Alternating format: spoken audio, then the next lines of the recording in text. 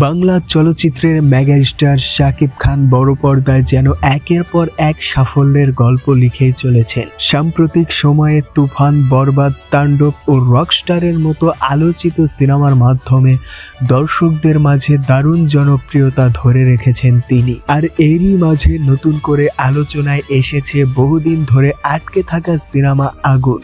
দীর্ঘ প্রায় 7 বছর ধরে আলোচনার বাইরে থাকা এই সিনেমাটি নিয়ে আবারও শুরু হয়েছে জোর গুঞ্জন। শোনা যাচ্ছে মেগাস্টার শাকিব খানের বহুল প্রতীক্ষিত সিনেমা আগুন আসন্ন দুর্গাপূজায় মুক্তি পেতে পারে বলে ইন্ডাস্ট্রিতে আলোচনা চলছে।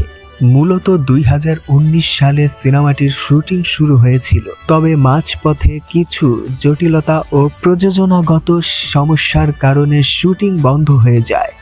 পরবর্তীতে 2022 সালে বাকি অংশের শুটিং সম্পন্ন হলেও পোস্ট প্রোডাকশনের বিভিন্ন জটিলতায় সিনেমাটির মুক্তি বারবার পিছিয়ে যায়। তবে নতুন খবর হলো বর্তমানে সিনেমাটির পোস্ট প্রোডাকশনের কাজ চলমান রয়েছে বলে জানা গেছে। পরিচালক বদিউল আলম খোকন আশাবাদ ব্যক্ত রেখে জানিয়েছেন, সবকিছু ঠিকঠাক থাকলে আসন্ন দুর্গাপুজোতেই দর্শকরা বড় পর্দায় দেখতে পারবেন আগুন সিনেমাটি। এখন দেখার বিষয়, বহুল প্রতীক্ষিত এই সিনেমার এবারের পূজায় মুক্তি পায় নাকি আবারও পিছিয়ে যায়।